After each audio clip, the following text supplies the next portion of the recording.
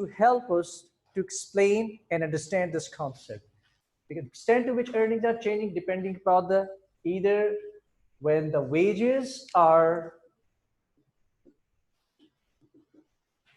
changing, let's say if they are increasing, we know that the demand is always, the demand of labor is going to fall. So this is a law which we see in the labor market. When the wages are rising, the demand of labor by the entrepreneur or by the businessman is getting low just to save its cost and to increase more profit. This is something which we know. But to what extent? That is our concept today. So is it more responsive or is it less responsive? Maybe you might increase the wages, but the demand of labor is not responding. The owner of the business is not, even with the slight decrease of the wages, they are not more willing to buy more labor. Or maybe they respond too much. So let's find out how this is going to be. So first of all, we need to find out that how it would define it first, and how would we start this type of question. So again, to what extent which the earnings are changing depends that how the demand of labor responses due to the change in wages. So they are very clearly that how we could define them. So now let's understand them with the help of some graphs.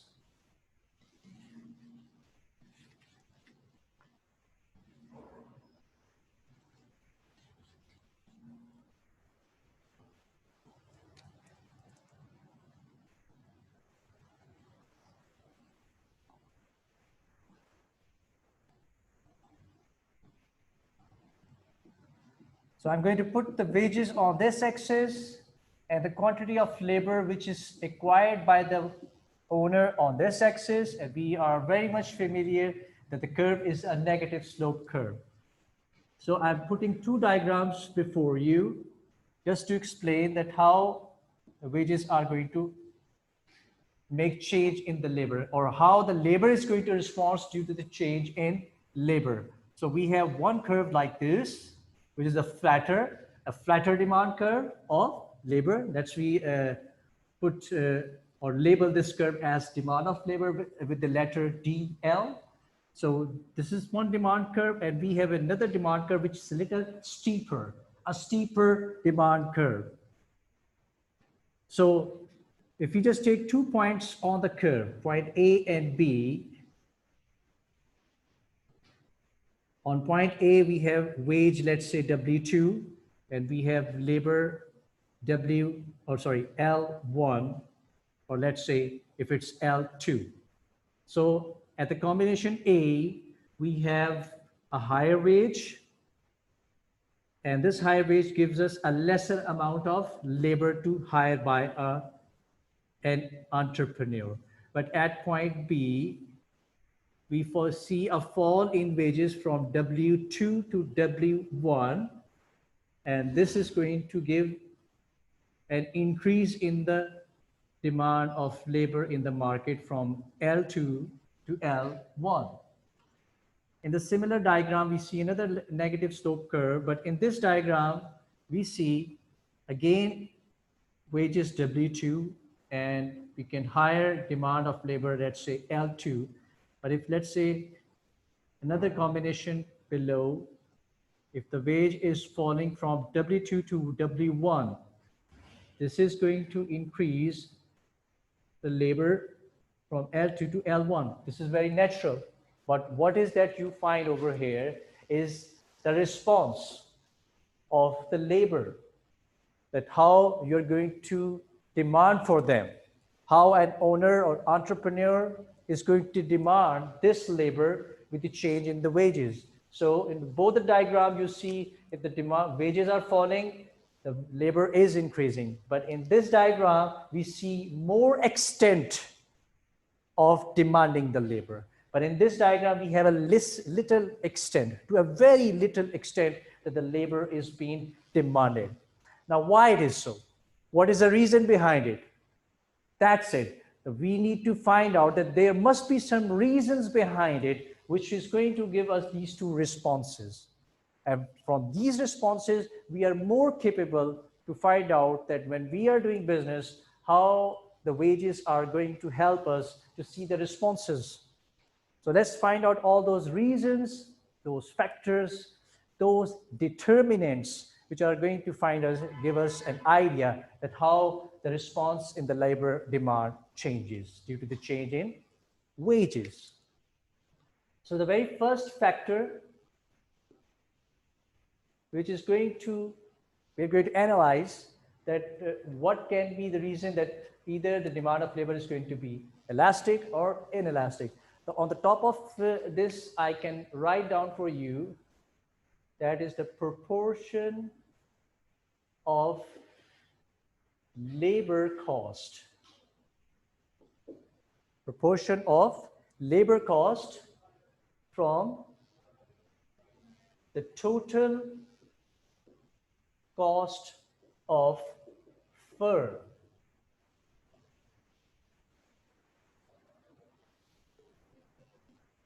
So very first reason which we can find out, the proportion of labor cost. So proportion is like a ratio. How much percentage you are bearing as your cost of production, a very small proportion from your total cost. You have various total cost.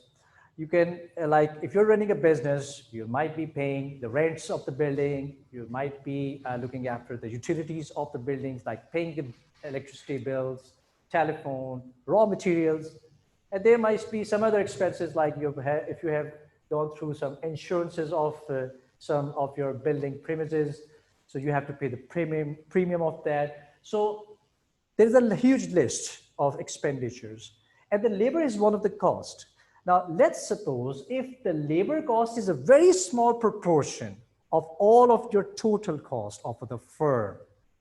That means it is in that scenario, if the wages are increasing or decreasing, let's say we put it this way,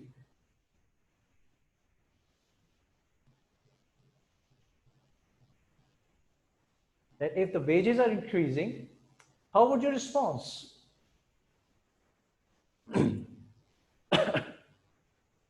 Let's suppose if there is a small change in the labor cost, like in this diagram, we see a very small change as compared to this.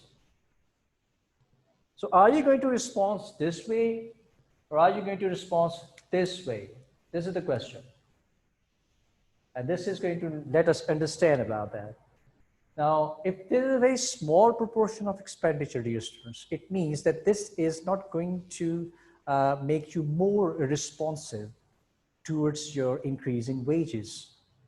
Like, just imagine if a very small proportion of your daily expenditures, like if you have to spend like 1-2 rupees on any of your expenditures, if the prices are increasing for that product, let's say from 1-2 rupees to 3 or 4 rupees, you're not going to respond very dramatically, but you're going to show a very little response to that. Say, if you are producing and you're acquiring the labor to produce something, if the cost is very small, which is coming from the labor, that means you're not going to be that much bothered, and you're not going to show a very huge response. So it means that if the proportion of labor cost is low, with the downward arrow from your total cost of the firm, then you have to be responding like that. So it means that if the smaller proportion of labor cost, you have an inelastic demand of labor, right? You're going to have inelastic demand of labor when the proportion of labor cost is low and it's a very small proportion of your total cost of the firm. And if we just look at the other way around, if it is a higher, if the labor is a very huge amount or contributing more in the expenditures, that means that it has to be elastic. So this is one point which we can understand it right now, and I hope that we could explain that. Number two, we need to see how easy or to switch from labor to capital. We all know that when we are producing, either we use more labor to produce something, or either we use more machines. If we are using more labor in our production, that is a labor intensive method. But if we are producing more or using more machines in producing, that is a capital intensive. So labor and capital intensive is just a recall for you all to understand. But now let's put it in a very simple way. If it's easy, why we are using it, that's one very important question to learn over here. Why labor intensive? The labor intensive means that you find labor cheaper to produce. Like there are certain economies, like in Pakistan, we have a cheap labor. So we can say in Pakistan, most of our production is labor intensive. But countries like Europe and US, where capital is so cheap, so those economies are more capital intensive based economies. So now in such economies where you find that the labor, if you're working in the labor intensive economy and you suddenly find that the capital is also cheaper, it's very easy to switch from labor to capital in terms of cost, in terms of usage of that, then your elasticity of demand of labor is going to be elastic. If let's say the wages, labor are asking for higher wages, you as a producer are going to show more response and you're going to reduce more of your labor in reducing them, right? So when we find more easy situation to switch our production from labor to capital, in that scenario, if the wages are rising for the labor, we can move to the capital very easily. So we are going to find our demand of labor for our production as elastic. But if it is difficult to switch, then it is going to be inelastic. Okay. Number 3, if the price elasticity of demand, I'm putting it in a short form, just due to this short of space. The price elasticity of demand of any product. Price, PED, price elasticity of demand of any product. If it depends upon, sometimes your demand of elasticity is depending upon the price elasticity of demand of the product as well. We all know that the demand of labor is a derived demand curve. Derived means that it is actually extracted or it is inspired with some other curve. Now, which is that curve? One of the reasons is the product demand.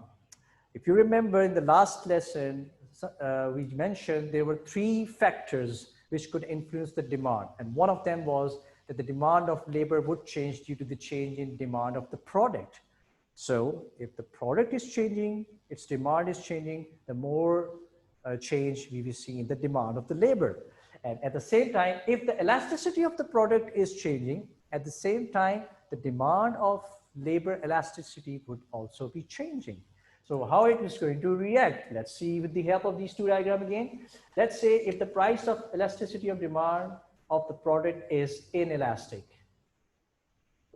So how it's going to affect? Now, inelastic demand curve means that the more the prices you increase, there's a very less response in the quantity demand. So when there is a lesser demand in the response in the quantity demand of the product, so it means that definitely it's not going to affect in the demand of that product as well. Okay. Now, the reason which we could highlight is the time period. How the time period would change the elasticity of demand. Now, we do know that there are 2 popular time periods. Either we have the short run and we have the long run. The short run time is usually a time which is lesser than a year. It can be of 6 months, it can be of 5 months or 3 months. We have discussed some of the examples like tourism, ice factory. These are the firms or those industries or those production stages where we could see the demand is only for certain period of time in a year. So they are considered to be short run. So in the short run, we know that the elasticity of demand of the product, or in this time, the demand of the worker is usually inelastic. Like in that very short time, let's say if you have a tourism and there's a festival going on for that certain time. So what happens, even in that time, if you raise more wages, you don't see that much change in the demand because that is the need of that time. But in the long run, you think that your production is increasing for 1 year and more than that time period. In that scene, in that scenario, your elasticity is elastic. Why? Because you have time to add or bring more workers, and more workers due to the increase in the demand and more in the of the product, more in the increase in the wages are going to bring more factors, and more factors like labor, and the labor can be trained, and you find more response in the longer run. So in the longer run time period, the demand of the labor elasticity is elastic, just like this diagram. But in the short run, it's relatively inelastic. So that goes with the elasticity of demand of the labor. Now we are going to move to the second side, that is the supply.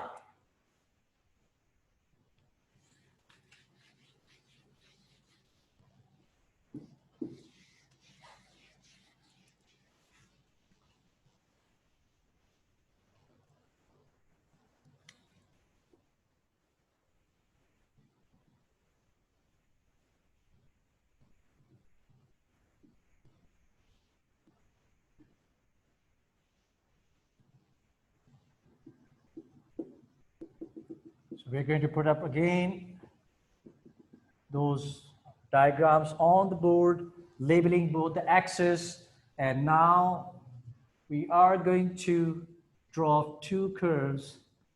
Now this is a positively supply curve. We show it or label it as SL, which is supply of labor. And we know that the higher the wages, the higher amount of workers you find in the market. So let's put it that way, that if the wages are W1, and if it increases from W1 to W2, which means that the wages are increasing, but at the same time, in this diagram, we see that the labor is increasing from L1 to L2. We have another supply curve, which is again a supply of labor curve. And on this diagram, if the wages are increasing from W1 to W2, we see a very small response in the labor from the labor. So less responsive due to the increase in the wages, and more responsive.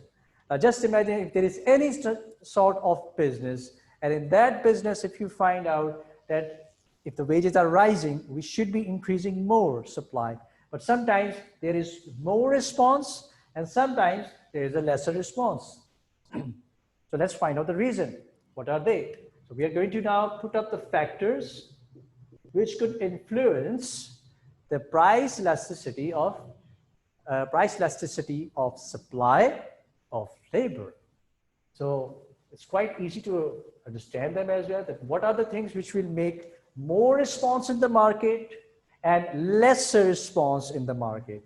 So the very basic point first which should come into our mind is the qualification, which can increase. Now let's suppose if we would just want to find out we need a more supply of doctors in the market. Even if you pay more wages, but why do you think that they are very less? The higher the qualification required, the lesser or less elastic response you see in the market. Why? Because when the people are not qualified, they are unable to meet the criteria to supply their labor. Just like a doctor, if we need a very simple graduate doctor, and a specialized doctor after his graduation. So it means that the more qualification is required, the lesser supply you see. And that is why you can find out that you can find very normal graduate doctors in the market, but very less specialized. Now, specialized is obviously, as understood, somebody is graduate and he's going for his specialization for further more years of training. So the qualification, it rises for any profession, and then if you increase the wages to bring those people, then they are going to be very less responsive. Number two. Number two is the training period. Now, this is something which is quite linked to this one as well. Training period. After the qualification, the training comes, which shows your experience, how much you have been trained. Now, let's me just put this example, might be more appealing to us at this moment. It's about the training of the pilots who are flying the aircrafts. Now, if there is more training required for such profession like pilots, we know that they need some many hundred hours flight to learn, to spend, and then to join a profession. So the more training period they gain, there are going to be a lesser supply of pilots in those professions, even if the wages are increasing, right? But if there is some unskilled work which can be done, so there is no training required for that. If the wages are rising, we may respond enormously. To a huge extent, we can increase our labor response. Okay. Number three is level of employment. Now, we are all informed that employment means that people are working. Now, let's suppose if we see a full employment, although it's not possible in an economy, but if we just understand it theoretically, that if there is a full employment in the economy, every worker is employed. Now, what do you think if the wages are rising? Are we going to find more workers if there is a full employment? No, we're going to find it hard to find because everybody is having the job. So why one would go? It's not possible. But let's suppose if there is a very low employment and if you increase the wages, then definitely you will find more people to work for you, and this response is going to be elastic. Mobility of labor. Okay, now this concept needs a little explanation. Mobility of labor means that how the workers are moving from one profession to another, one job to another job, one place to another place. These are all known as the mobility of labor. From one place to another place means geographically mobility. From one job to another is known, to join another job is known as occupational mobility. So there are certain types which we are going to see or recall it in our future lessons. At the moment, we need to see that how you're going to change from one job to another. If there are certain jobs where you can easily get mobile from one job to another. So that is known as a mobility of labor. But if from one job to another, it's little difficult, then it's going to be immobility. For example, like if somebody's selling vegetables and now he's selling fruits. So there is no hard skills required, no training required. So he can easily switch. He is very easily mobile from one occupation or from one job or from one business to another. But let's suppose if there is an accountant and now he wants to become, let's say, a pilot. So he needs some training to get that. So it means from becoming a pilot from an accountant is going to be immobility of his labor.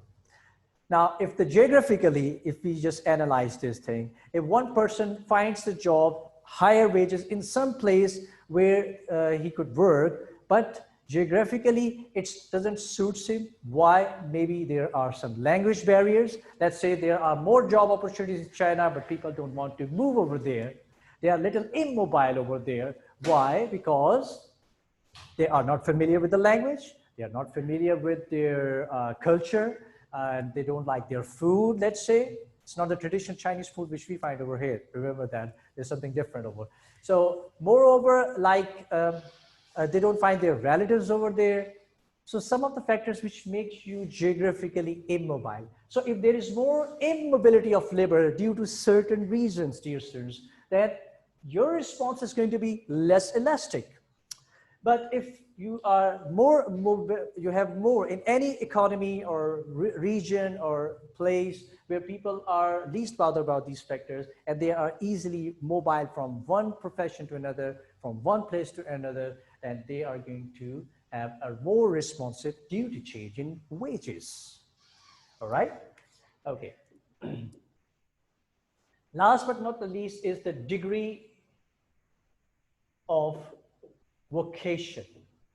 Now, more words are coming which need explanation and understanding. Vocation is something shows your interest, your aptitude towards do a certain job. Let's say if I see myself, I have more intense my attention towards teaching, and I would like to grow in this profession. Some people have more aptitude in like working with mechanics or machines, so they would like to go with the engineering. Or let's say if they want to change their job, just because, so it means that more you have a degree of vocation. That means that more people are towards their occupation. They are not diversified. They don't want to like more focus other than what they have in their aptitude. So it is going to make their supply elasticity less elastic, even with the increase in the wages. So the higher the degree of vocation, so vocation is something that how in some profession or job you have more trend to go, as you don't think to switch yourself to other. So this is again going to affect in that way, and we have responses due to all these factors today. So summing up today's lesson is all about that how price elasticity of labor and price elasticity of demand of labor and price elasticity of supply of labor can show that how, to what extent the earnings can change. So we need to be a little careful while we are attempting the question. The one is which we learned previously, that was all about that how the earnings are changing. The answer was demand and supply. But to what extent, that is something which is from this elasticity concept. Like how far or how the labor is going to be responsive due to the change in wages. If you just pin up this point, then that is your right answer, dear students. So these were the individual diagrams. So if we just put them together as well, that can also develop an understanding. Now, if you just refer to your book, the topic is same, which I have highlighted on the top of the board, and you can just go through this. And if you have any questions, you can ask me today. You can send an email on which you're sending your worksheets as well, and some of you are not.